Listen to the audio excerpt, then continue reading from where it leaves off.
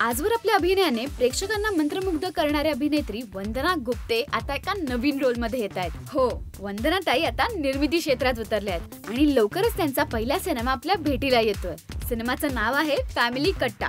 आता आपण याबद्दलच बोलतोय. नुकताच याचा ट्रेलर या टीमने लॉन्च केलाय. Happy anniversary. मी म्हणणार होतो. बरं, आपण एकत्र म्हणूया. 1 2 3 हॅपी 50th अॅनिव्हर्सरी. आता आपण ट्रेलर पाहिला की बऱ्याचदा असं होतं की आपल्याला एकत्र यायला एखादं निमित्त आधी लागायचं आणि आता निमित्त असेल तरी आपण अवॉइड करतो एकमेकांना किंवा काय. तर आम्ही जे प्ले करतो आहे किंवा आजचं जनरेशन आहे की मनात एक आणि बाहेर एक असं नाही आहे की आम्हाला जे वाटेल ते आम्ही वागतो आणि वी आर द वन की आम्ही दोघं प्लॅन करतो आहे की हे सगळे एकत्र कसे येतील आणि ते 50th अॅनिव्हर्सरीचं निमित्त साधून आम्ही एक प्रॉपर पार्टी प्लॅन केली आहे आणि त्याची ती सगळी मजा आहे. त्या दिवशी काय काय घडतं. असे जेव्हा वेळ येते ना की जेव्हा सगळी फॅमिली एकत्र येते त्यावेळेला जुन्या आठवणींना उजाळा मिळतोय आणि मग त्यातनं सगळ्या भावना बाहेर पडतात. राग, लोभ, दुःख, चीड, असूया, एखाद्याबद्दलचं तिरस्कार, ते सगळं बाहेर पडतं आणि एक सोहळा असतो धमाल.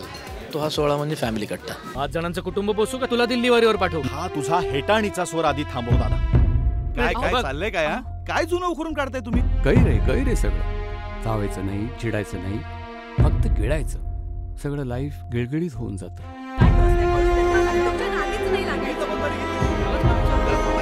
पुरे करा हा तमाशा. या निमित्तानं सगळ्यांना समोरासमोर आणायचंय. काही जाणून घ्यायचे, काही जाणवून द्यायचे. एक सोहळा निराळा, एक सोहळा निराळा. कुठली 4 लोक एकत्र राहायला लागली की त्यात मिसकम्युनिकेशन होणं स्वाभाविक आहे, भांडणं होणं स्वाभाविक आहे. फॅमिली कट्टा ही फिल्म त्याविषयी आहे की प्रश्न आपण अवॉइड करू शकत नाही. 4 माणसं एकत्र आली की प्रश्न येणार, मिसकम्युनिकेशन होणार, भांडणं होणार, पण ते कम्युनिकेट करून सोडवलं पाहिजे. तर या फिल्मचं एक महत्त्वाचं आपण असं म्हणूया की सांगणं असं आहे प्रत्येकाला की मोकळेपणाने एकमेकांशी बोलूया. आपण आपलीच माणसं आहेत आणि त्यांच्यावर पुन्हा एकदा नव्याने आपण प्रेम करायला शिकूया. त्याशिवाय आपली अस्वस्थता कमी होणार नाही. कित्येक फिल्मला आपण म्हणतो की ही माझी फिल्म वगैरे, पण या फिल्मच्या बाबतीत असं होतं की ही जरा आमची फिल्म असंच म्हणावं असं वाटतं. कारण यातली फॅमिली, त्यांचा आपापसातला बॉन्डिंग असेल, त्यांचे बंध आहेत आपापसातले, त्यांच्या आपापसातले रिलेशनशिप असेल, या सगळ्यांचं मिळून एक असं ते गोड कॉम्बिनेशन बनलेलं आहे. त्यामुळे आम्हाला ते जितकं हवंसं वाटतं, जितकी आम्हाला त्याची ओढ वाटते, मला वाटतं तीच त्या चित्रपटात आलेली आहे आणि तीच तुमच्यापर्यंत पोहोचवण्याचा आमचा प्रयत्न आहे. एक सोहळा निराळा, दिसाचा गंध. गेला का आईवरचा राग? बाय द वे, हमारे लव स्टोरी के विलन कहाँ हैं? ओ भाई, आहात तशा अवस्थेत बाहेर या. सगळं झालं ना तुझ्या मनासारखं? माझ्या का? आपल्या मनासारखं म्हणा. माझ्या वयापेक्षा खूप मच्युअर असं कॅरेक्टर आहे. ह्या कॅरेक्टरला एक हेवी बॅक स्टोरी आहे, मोठा पास्ट आहे आणि करायला अवघड आणि खूप डिमांडिंग असं कॅरेक्टर आहे. आणि तुम्हाला एक छान अनुभव घ्यायचा असेल, तुमच्या कुटुंबामध्ये तुमच्यामुळे किंवा काही कारणांमुळे कोणी दुरावलं असेल, तर ही फिल्म पाहिल्यानंतर तुम्हाला ते ऋणानुबंध जपायला पुन्हा एकदा इन्स्पिरेशन नव्याने मिळेल. सुनांसाठी काही कामं ठेवली आहेत की नाही? या तर आता वीणाला फोन कर आणि कसे येतात ते ठरवा. आपण संबंध ठेवायचं काय मक्ता घेतलंय का?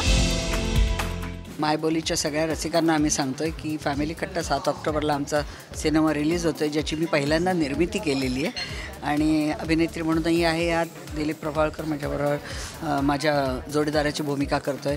असा सिनेमा गेल्या 10 वर्षात 15 वर्षात झाला नाही. असा सिनेमा पुढल्या 15-20 वर्षात होणार नाही. म्हणजे गंमत म्हणजे एक या ग्लोबलायझेशनच्या काळामध्ये 7 ऑक्टोबरला फक्त मुंबई पुण्यातच नाही, फक्त महाराष्ट्रात नाही, तर जगातल्या अनेक शहरामध्ये, अनेक देशातल्या अनेक शहरामध्ये त्याच दिवशी रिलीज होतोय.